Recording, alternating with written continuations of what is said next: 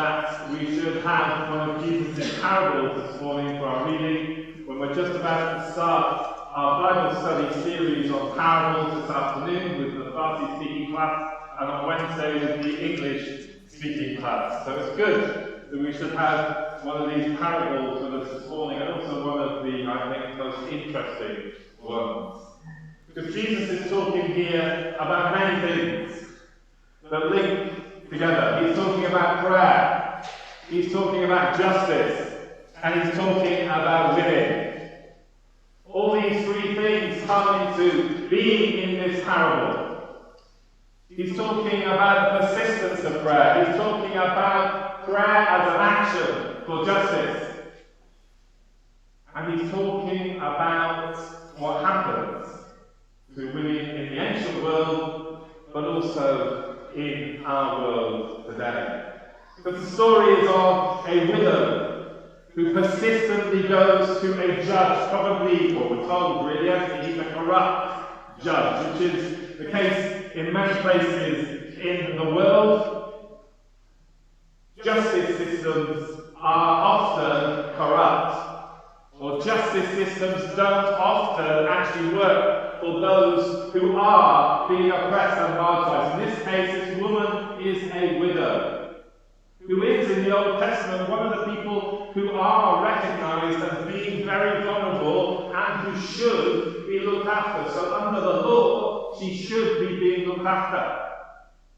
Also, it's interesting that she is going to the judge, because in many ancient societies, it was only men, not just in the Jewish society, but in widely throughout the ancient world, it was only men who could deal with these kind of issues.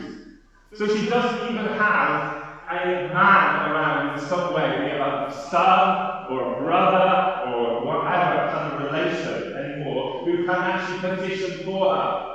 But she is going herself, and that's why he's kind of ignoring her. She's only a woman. I don't need to bother. But she's persistent. She becomes a subject. She's not a victim. She is persistent. She pushes, and she pushes. And she gets justice. And you see the point here, sometimes in the parables, we're encouraged, I think often mistakenly, to seek who is God in the character. Which character is God? Is often how we're told to read the parable. Well, the parable, of course, is going to challenge to explore that bit. But certainly in this parable, it's quite clear that God is not a character in the story. He's certainly not. God is not the unjust judge. And the point being made in this parable by Jesus is about the power of prayer. And we're encouraged to see prayer, aren't we? We're often encouraged to see prayer as being about something we're concerned about. Important. Something we're concerned about. It's often seen to be sent to pray for somebody else, to pray for individual concerns. But here Jesus is saying faith and prayer is linked to action for justice.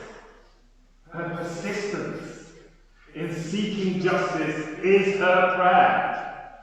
And what's interesting is what Jesus says at the end: when the Son of Man comes at the day of judgment, will he find faith? And he's saying that Jesus is not saying, will we all be able to recite the creed properly?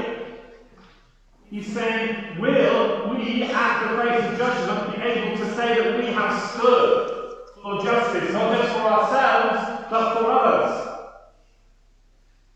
And we look at the reality of our world.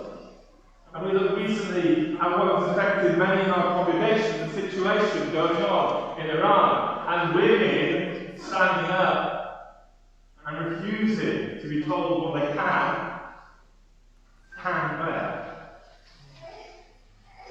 What's the slogan? I need to have my program. What's the slogan? Zandegi, Azadi. Women, life, and freedom. Women, life, and freedom. And we've all seen those powerful images, whether on social media or maybe on the television, of those women standing up. Zandegi, Azadi. Women, life, and freedom. here. But it's a call that's necessary throughout the world, and many of you here will know about that, both from this country and both worldwide. The cry for justice. The cry for justice from women throughout the world. The cry for justice for women, often in Africa. When we think of the Mothers' Union, the African Mothers' Union, and its work that it does against gender violence throughout the world. In many of the countries where some of us come from. When we think of the countries throughout the world where women are at the head of literacy campaigns in countries that have been held back by many years, particularly places like Latin America, standing up for literacy and healthcare for all, women aren't victims, they are subjects of change. Zandegi, Azadi, women, life and freedom. I came across some really shocking figures for this country just the other day. Revd Cooper, an MP, and these are figures which may shock many, but for some of you they will be a reality. So I just want to kind of preface that with it. It's about violence against women. I know that some of us here, some of our women friends here, have faced this in their lives. But Revd Cooper, MP, said that on average, in this country, 300 sexual assaults, rapes, happen every day. Of those 300, 190 are reported. Of that 190, three will end up in court, not even with necessarily with conviction. Zandegi, Azadi, women, life, freedom. We've got a long way to go. And I, as a man, in hearing those words of Jesus this morning, when the Son of Man comes, in all of his power, will he find faith on earth? I feel challenged. Because when I stand at the throne of judgment, will Jesus find me to have been an ally to those women in the world struggling for justice and for hope? Zandegi, Azadi, winning life and freedom. The woman in our parable this morning was a subject. She wasn't a victim. She fought for her rights and she won.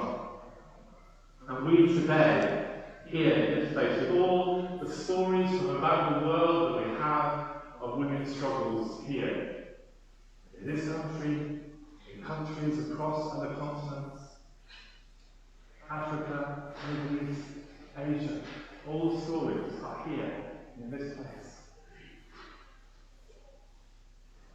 When the Son of Man comes, will he find faith in our hearts? Have we stood for justice and for truth?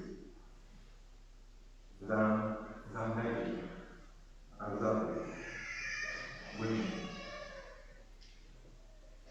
life, freedom. As we come to this altar this morning, maybe the question, maybe we come seeking through the sacrament. Jesus comes to us in the sacrament. It's the Jesus who told this parable. It's the Jesus who stood with women in the Gospels, who meets us at this altar. When we receive the sacrament, we receive the power that he wants to give us. The power that he wants to give women here to be able to know whatever society tells you, you are subject, you have power, you have rights, both in the church and in the world. And to us men, to challenge us, to be good allies to women in their struggle for justice and for hope, to give us the strength to look critically at ourselves in relation to that. That's what Jesus comes. How Jesus comes to us in the sacrament in relation to this issue today. So ask Jesus to challenge you. Ask Jesus to encourage you. Ask Jesus to give you strength this morning as you come to receive the body and blood of